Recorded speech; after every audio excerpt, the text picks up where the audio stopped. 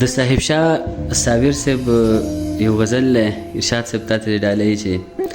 د سترګو جنگ د بڼو زغرې غواړي د سترګو جنگ د بڼو زغرې غواړي مینه د مینې څو خبرې غواړي او زلمې په غرونو کې غمي لټوي زلمې په غرونو کې غمي لټوي پیغلې لونګ غواړي ګورګورې غواړي او د ادم خان له ګوتو دم وتی دی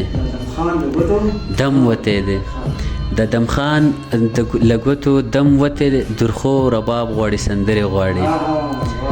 او منګه ګلونه پر هرونه ویشو منګه ګلونه پر هرونه ویشو دنیا لالونه ملغلرې غواړي او ترخو حالاتو ترخې کړې جبې